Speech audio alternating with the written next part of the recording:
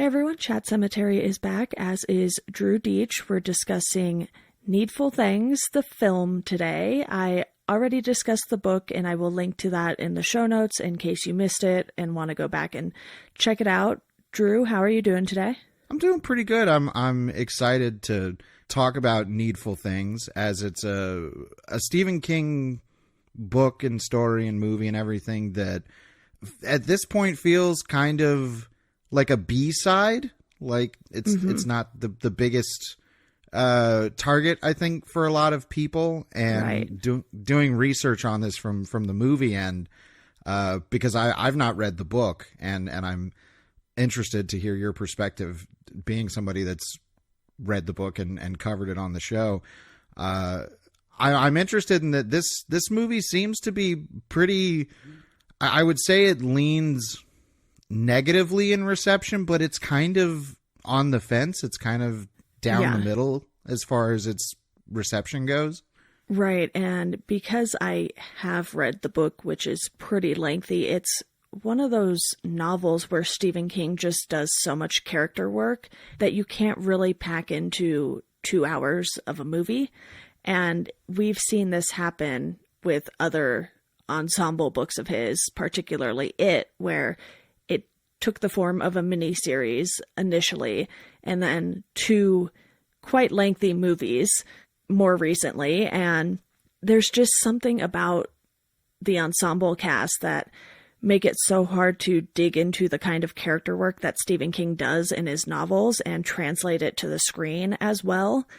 And Needful Things is definitely one of those movies where I was like, okay, you have a good chunk of the important characters, but it also left characters out. And we'll talk about the differences a little later, because I definitely want to talk about, the characters who did end up in the movie. And I thought the cast was pretty good for these characters that Stephen King wrote, and I thought a lot of them fit pretty well. You got some big names in there. You have Ed Harris, Bonnie Bedelia, Max von Sydow. I hope I'm pronouncing that correctly, but these recognizable people basically. And it left me wishing the movie was better than it was, because I did enjoy the cast quite a bit. Yeah, I think it's a really great cast. I think what's interesting is that the setup of the story is very much a riff on Ray Bradbury's Something Wicked This Way Comes. And it's a trope in a lot of kind of fantastic storytelling. You could trace this back to, I think, The Monkey's Paw as well. This idea of be careful what you wish for and everything. The twist in Needful Things, which is a really good twist in my opinion, is that the character of Leland Gaunt will give you these things that you feel you need, but you have to do little favors for him, and he frames them as kind of pranks that he gets his customers to pull on people to basically make them think that somebody is wronging them, and this will eventually devolve into incredible chaos. I like that twist, and I think everybody, as far as the casting is concerned, plays the kind of devilish fun of the story really well, especially Max von Sydow. Like I really like him as Leland Gaunt. I think he's essentially playing the devil. I like that it's not ever outright stated that this is exactly what he is, but it's a figure that continues to pop up in King's fiction. This may as well be the devil kind of person. And I like how playful he is. I like how warm he is, especially when we first meet him. I actually kind of wish there was more of him in the movie, and there's already quite a lot. Since the story largely revolves around him manipulating people, you would think there would be more of him in the movie. And he kind of harkens back to Salem's Lot, when these outsiders come to town and set up an antique shop. And I was just like, yeah, Stephen King kind of knows what works, and he'll use it again. And I think both instances work because they have different outcomes. Salem's Lot is obviously more a vampire kind of story, and this, he's the devil. So you do have these not necessarily major differences, but they're different enough to where you don't mind that he kind of reused the same plot device to get these characters into town. And with this taking place in Castle Rock, you know, the book was actually dubbed as the final Castle Rock story, which now we know not to be true because he did bring Castle Rock back in Revival, and then we have the current TV show on Hulu. So it wasn't quite the last Castle Rock story, but when I was reading the book, you do get this sense of finality, and the movie didn't really give you that in the same kind of way. And a lot of it has to do with the fact that, you know, the screenplay was changed because Lawrence D. Cohen actually originally wrote a script for it that was rejected because it was too close to the book. And I was like, that's a really strange reason to reject a script, because you would think you would want it as close to the book as possible, given how important these characters are in the book. Yeah, it's interesting. I know that there is actually an extended version of this movie. I think it adds an hour of footage onto it. I did hear that too, but that's definitely not what I watched. No, I mean, I watched the theatrical version, and that's the version that's most readily available. I think that 3-hour version has only ever played on television. You know, I can't swear to this, but I don't think it's ever been released on home video in any official capacity. And there is a part of me that's interested in, like, well, what's that additional hour of stuff? Because maybe, and, you know, having not read the book, I don't know if it's reinserting elements that were originally in the book or just more time with the characters of Castle Rock. Because while I do think that the characters get enough time to where they function, I don't think that they get enough time to where we ever get to a point of really caring about them. They work in the movie, but yeah, I just never got to a point where I was like, man, I really am invested in these characters. Yeah, and because I didn't seem as invested in the characters as I was when I read the book, it felt like this movie had a lot of pacing issues for me. I think I was about 30 minutes in and I was just like, okay, can we move things along a little faster? And they did do some things to keep the story moving. Like there's a whole montage of Leland giving things to various people in the town. And we don't really see what the favors are, because it's just like these quick little bits of him meeting with all these different people in the town. And you don't quite know what's going to happen from there, because you really only know the tasks he gave Brian and Nettie, Wilma, you know, the characters that we do spend some more time with, but it just felt like there was something missing and it just slowed the movie down quite a bit for me. This being an ensemble movie, I think spending time with your ensemble characters is so important, because in reality, the movie wants to have a protagonist. It wants Sheriff Pangborn to be the protagonist. And he is functionally, like, it does function where he is sort of our lead character, but not really. Like, the movie, I think, has a real problem. I kind of wish it was either more committed to its ensemble nature and therefore spent a lot more time with these characters who are going to eventually fall under the influence of Leland Gaunt, or it did the opposite and really grounded things from Pangborn's perspective and just saw how he saw everybody kind of acting and everything. I think the movie has a problem with perspective. I mean, and if you want to be even more kind of risky, Leland Gaunt could be the protagonist. And I think for maybe the first act or so of the movie, he kind of is. Like, he's really the perspective character that we spend the most time with and see things from his viewpoint. That's a bold choice for a movie, and it's one that interested me, but it never committed to it fully.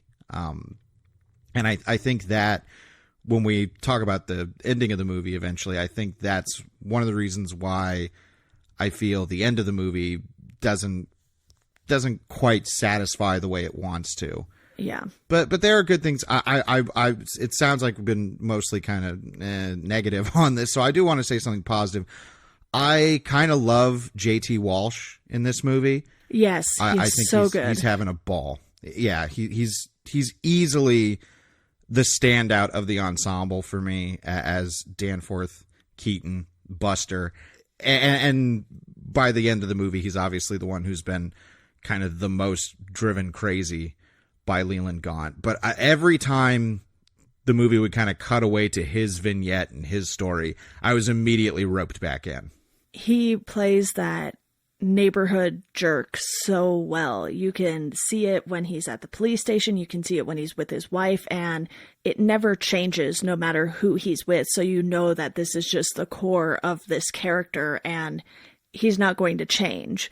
Leland is so good at taking what these people are feeling and using it to his advantage, even though I'm not really sure what he gains from any of this. He's just the devil, so he's doing this just to do it. You know, it's fun for him. And you get that moment with Leland, too, where you see his notebook at the beginning and he starts writing Castle Rock in it. And you're like, oh, okay, this guy's done this before, sort of thing. That's good visual storytelling, because when he opens it up, you know, he's already said previously that he was from Akron. Yeah. And when he opens up that little book, we see for just a second or so the page before that, and it says Akron at the top, and we just see this huge list of names, and he flips the pages and writes Castle Rock and writes the first kid. I think it was his name, Brian Rusk. Yeah. And so it's like, oh, okay, this is cool. I may not get 100% what's going on, but I understand what the movie's telling me visually. I really liked that. But yeah, this is kind of a vignette movie. Mm-hmm. Like when you say it's like, oh, you know, Leland Gaunt is just the devil and he's doing it just to do it. I mean, we discover later that it's like, oh yeah, he's been around these, you know, horrible events in human history, and he's just there to sow discord and chaos and violence and stuff. But I think the movie being this, in a weird way, it's like semi-anthology, where it's like, okay, here's all these little characters and they're having their story and their magical thing. I don't think the movie ever congeals into something that feels more than the sum of its parts. That's one of the issues I had with it, because in the book, all of these things work together by the end of it, and then you understand why the city is just in complete chaos. And here it felt a little more choppy, and I think a good amount of that has to do with some of the differences from the book, because Brian, that first kid who goes into the store, his story is so different in the book. He does still sling the mud at Wilma's sheets that are hanging out on the line and everything, but his brother and his mom are way more prominent in the book, and it didn't even seem like he had a brother in this. His mom is uncredited on IMDb. So, you know, I think we see her maybe in that montage where he's giving people all these things, and that's it really. I don't think she really has any spoken parts. We don't see Brian going to his house, and it was just really weird because,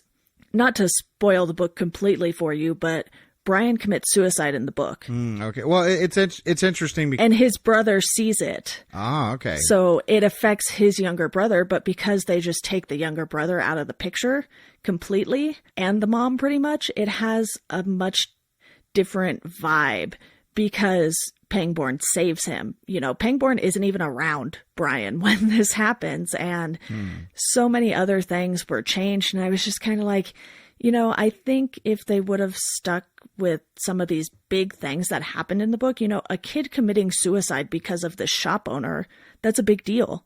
And it says a lot about what that kid was feeling. And while we do still get that scene, it's not as impactful because Pangborn goes and saves him. Yeah, I mean, he may as well, as far as the movie's concerned, have committed suicide, because we just get, you know, we never see him after that scene. We just hear dialogue about he's in the hospital and all this. But Pangborn's pretty much acting like he did die, like he's breaking down and crying and stuff. I kind of wish the movie would have committed to that. It's like, well, then have this, that feels like real, genuine elevation of stakes where it's like, okay, this got a kid to kill himself. Something really dark is going on here. And again, I think that circles back around to the problem of this movie doesn't have a well-defined enough protagonist, and it's not well-defined enough as an ensemble piece. Because we don't spend any time, any valuable time at least, with Brian as a character to really understand why he would be driven to suicide at that point. It's much more prominent in the book for sure, because the mom goes into the store and then she's so preoccupied with these like sunglasses that Elvis supposedly wore, and she's playing her Elvis records nonstop all the time, and she just ignores her kids.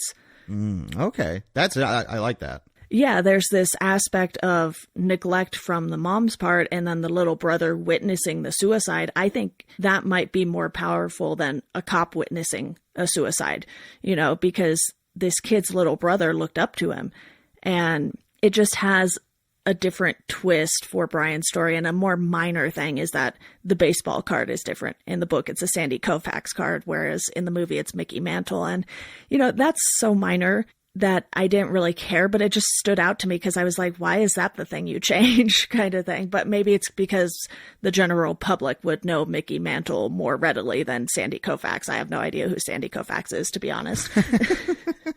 Sure. I mean, I understand.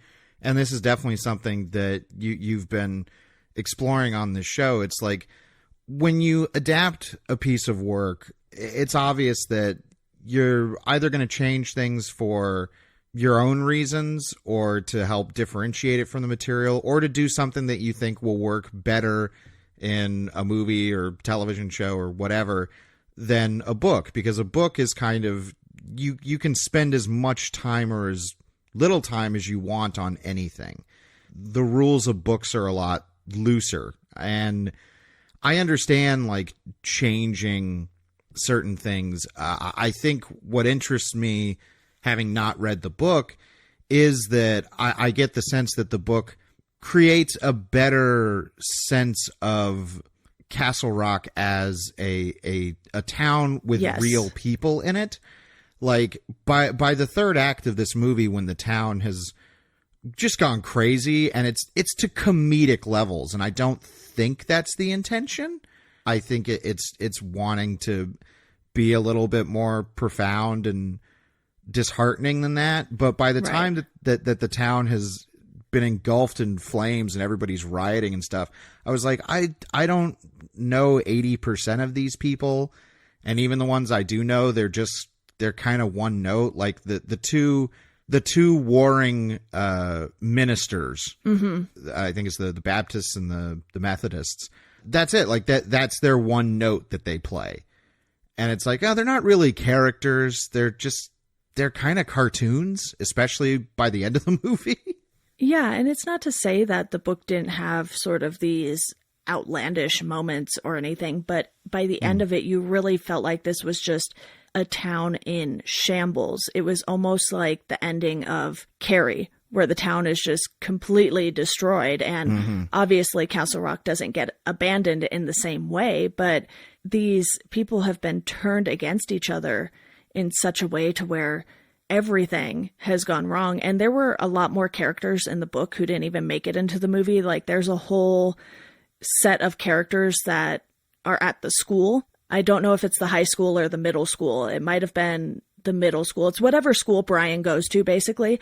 There's a whole section with characters from there that didn't even make it into the movie. And that didn't bother me as much because I think that did distract from some of the better characters in the book.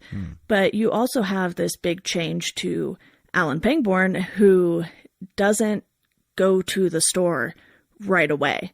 Instead, in the book, the store is always closed whenever Sheriff Pangborn tries to go see and introduce himself to Leland Gaunt. But in this, he like shares a pie with him like day 2 or something.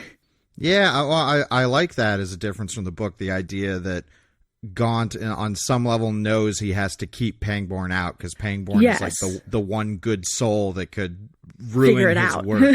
Yeah, no, I like that. That's because I like the idea of Gaunt being this kind of trickster devil character. And if the movie wanted to commit to the idea of it being, Gaunt v. Pangborn, that's interesting. Like, have those two really square off philosophically more. But the time they share on screen never feels monumental in any way. It's played kind of winkingly, and and I don't get the sense in the movie that they're great adversaries. Like, right. That's something I think that's heavily missing and deeply impacts the ending of the movie. I think it's because they have them share that scene so early on. In the book, it's much more a cat and mouse game. Leland Gaunt does not want Pangborn anywhere near him, so there's this tension building up because Pangborn's getting frustrated that he can't get to Gaunt. And Gaunt is just so happy that, he's making Pangborn feel this way. So then that moment that they have together at the end when Pangborn has finally started believing everything and figuring things out, it's so much more impactful. And here it just kind of fell flat. Yeah, it's unfortunate because obviously Ed Harris and Max von Sydow, like they're phenomenal actors. They're some of the best of their caliber, and I don't get the sense that they ever really get to spread their wings and fly in the movie. Again, they're good, and pretty much the entirety of the cast is good. Bonnie Bedelia, Amanda Plummer is very good, but there isn't like a showcase other than JT Walsh. I really think JT Walsh runs away with the movie as far as performance goes. I just don't think there's enough standout, especially when you have a character like Leland Gaunt and a character that actors are always dying to play, which is the devil, because the devil is such a fun character. I wish it was bigger. I wish the movie was kind of kookier. I like the moments that we get to see of Leland Gaunt by himself for certain times when, his nails are grown out and his teeth are brown. Gross, yeah. Yeah, it's like, okay, he's kind of letting the mask slip a little bit at times, either because he's by himself and he feels relaxed, or when he's with Bonnie Bedelia's character, and I'm like, oh yeah, this is cool. And I'd seen this movie before, but I'd only seen it once, and it was a long time ago, so I had forgotten. And I was like, how creaturey are we going to get with Leland Gaunt? It never goes beyond that. And, yeah, I'm not saying it needed to. I just want that because I like creatures in movies. But I liked that. It's like, yeah, I like when it commits to the more supernatural and kookier elements of the story. But for the most part, it tries to keep itself pretty grounded. Yeah. This is certainly a long book, but I think if you end up having the time, it's worth reading just because of how many differences there are. And there are a few more I want to touch on. One I totally forgot about until now, but Polly's character in the book, her past comes into play, and it builds this tension between her and Alan, because we get a little bit of their relationship here and there, but then it's him being upset that she has this thing from Leland that sort of drives the two of them apart briefly. But in the book, she is sent this letter that Alan has supposedly been looking into her past and finds out that she had a kid that she put up for adoption, and she was sort of an outsider in Castle Rock because she left and came back, and none of that comes into play here. And it's just interesting how much deeper the book goes with these characters. And since you seem to like King's character work as much as I do, it seems like something that would be right up your alley. And, Ace Merrill is in the book and he's nowhere to be found in this movie. Yeah, that's one of those little kind of, I think that there could have been at least a nod to it, if somebody, even if it's just a passing name kind of thing that Stephen King readers always love. And when you talk about Pollys Past, I'm always reminded of the chapter from It, which is when we're first actually introduced to Stan Uris as an adult, the majority of that chapter is all framed from his wife's perspective. And it goes deeply into her backstory and her feelings of being Jewish and a Jewish woman and feeling guilty socially about that and stuff like that. And in all the adaptations they've done of it, that's immediately a thing that is ignored. It's never something that comes up. And it's one of my favorite parts of it. Mm-hmm. And that's something obviously King is so good at. He's really good at building characters that feel like fully formed, fleshed out human beings. And it's often because he really digs into these backstories. Like I imagine he's wired a little bit like those actors who, when they get a role, they write an entire backstory for their character. He really cares about that because he knows the importance of it and how important it's going to be to the reader or to the audience to make you believe in these characters. And I think Needful Things as a film, it just never gets there. It never gets there with anybody. I think maybe Danforth is the closest because we hear all this stuff about, oh yeah, everybody used to call him Buster as a kid and he hated it. We hear about how he kind of came up in the town and became an important person and these kind of things. I really think the time the movie spends with him is the most valuable. It's the most entertaining as well. And again, that's in part due to JT Walsh's performance.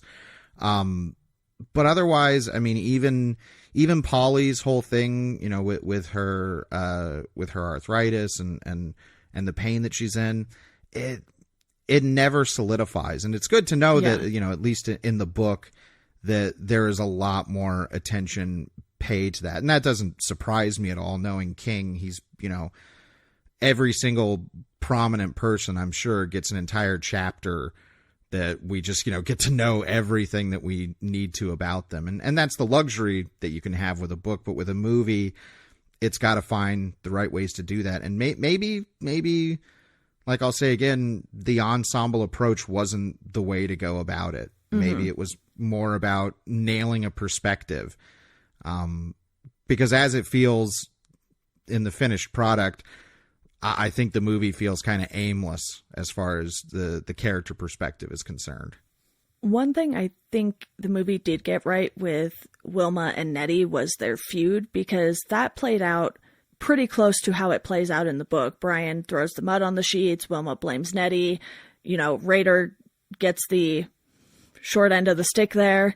And the only thing that really bothered me about their feud in the movie was that they took the big fight between them and put it in a private setting, whereas in the book, it didn't seem like Wilma lived out on a farm or anything. It seemed like she lived in the neighborhood, and this fight ends up spilling out into the street, and the neighbors just see it happening. And there's like intestines spilling out and all sorts of things in the book that I thought was weird to change for the movie, because I think the neighbors seeing that fight between the two of them would have been a lot more effective than them just reading it in the paper the next day. Because it was this big scene, and Pangborn comes out and they die like on the corner of a street, and it's just this big to-do in the book. And here it felt like they put it in a private setting, and it still kind of had the same effect, but to me it felt like it fell a little flat in that moment. But the rest of the feud was pretty accurate to the book. Well, I like the staging and the direction of that confrontation and how it plays out. But knowing that in the book it plays out on the streets of Castle Rock, that's absolutely the right decision. It's foreshadowing the eventual chaos that will run along the streets of Castle Rock. It echoes one of the things I think King is most interested in his writing, which is society witnessing evil or violent acts and not acting on it, not trying to stop it. Kind of the Kitty Genovese thing of, here's somebody being murdered and all these people, just watched it happen and nobody stopped it. That's a huge part of it, obviously.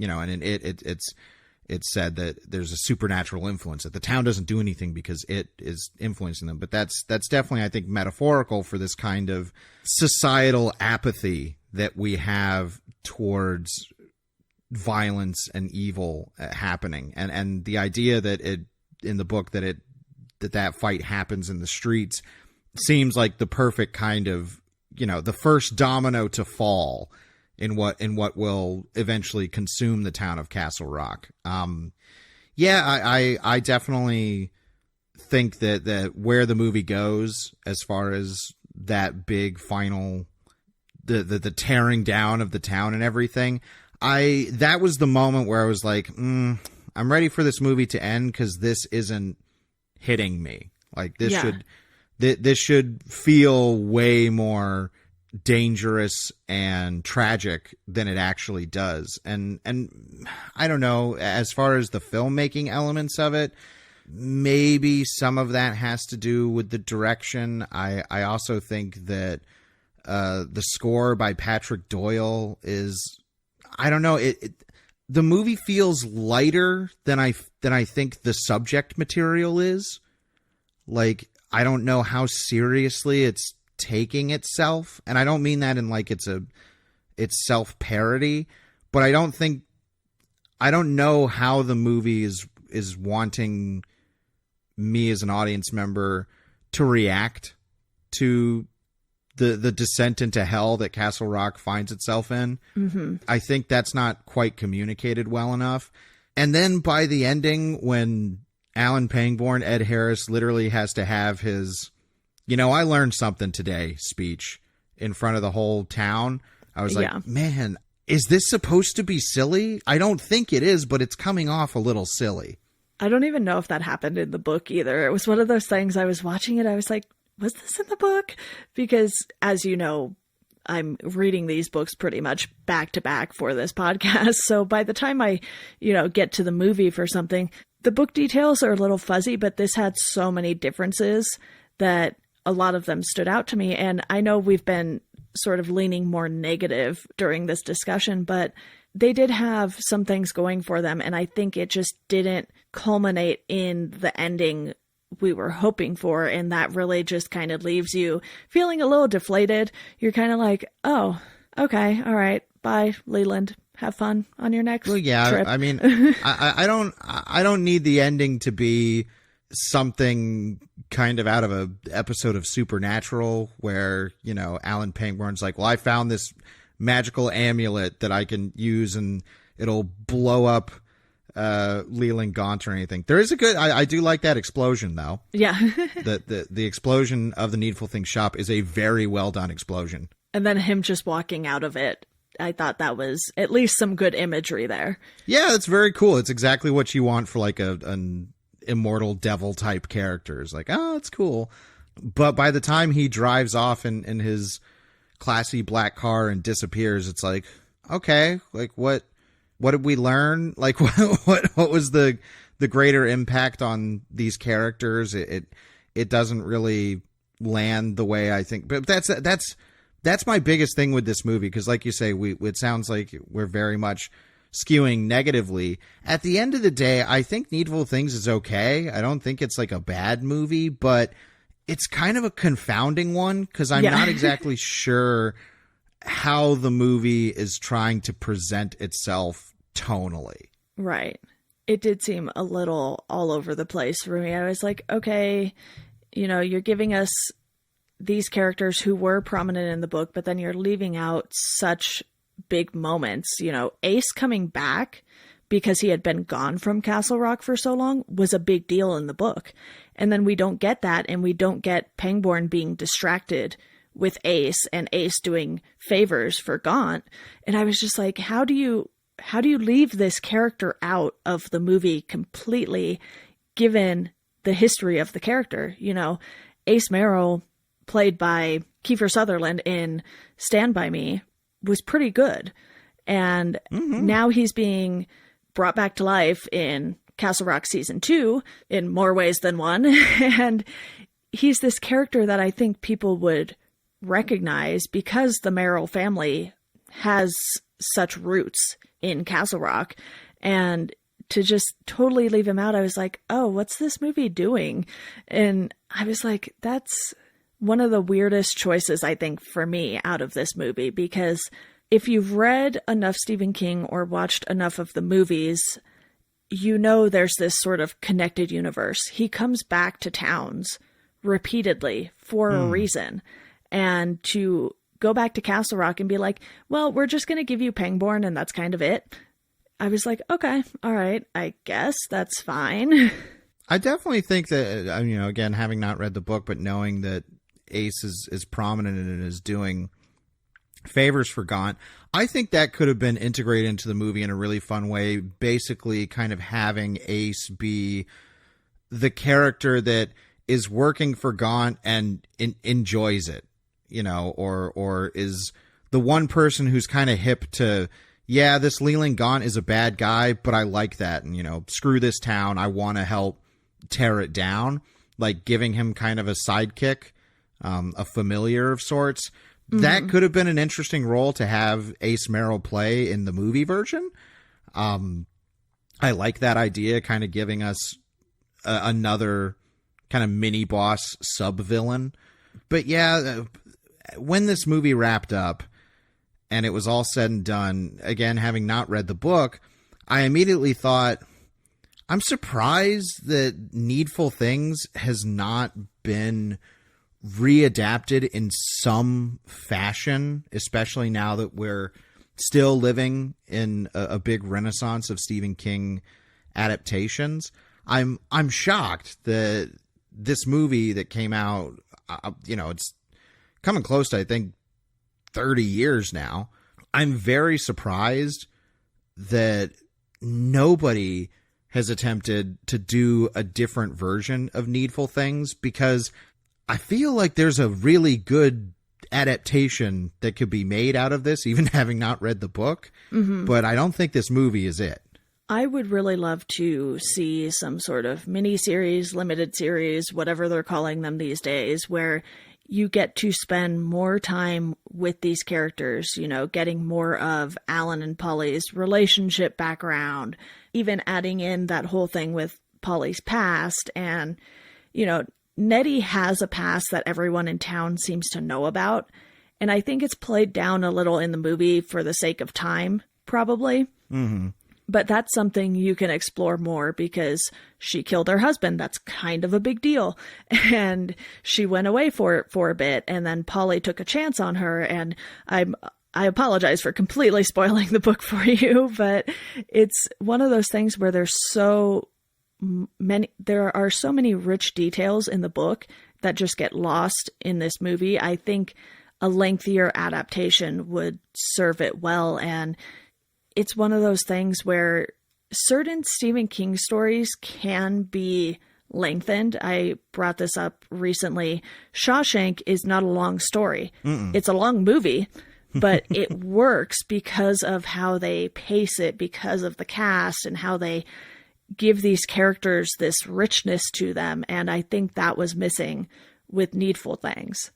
Yeah, as I was watching the movie and thinking about why this hasn't been adapted before, the first thing that came to my mind was the Hulu show Castle Rock. Literally, I was yes. like, how has this not been recontextualized for that show? I having not read the book, I'm not as committed to seeing a more faithful adaptation as far as replicating what's in the book into an adaptation.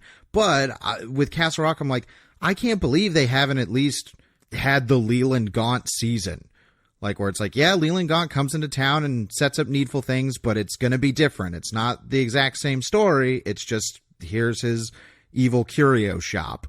I don't know if it's because that idea has become so parodied. I mean, famously, Rick and Morty did a very direct Needful Things parody. And if it's an idea that people aren't as interested in or find kind of hokey, I love it. I love that idea of a stranger comes into town and sets up and is going to give people what they think they want, but in the end, it's going to end up destroying them. It's tale as old as time, but it's classic for a reason.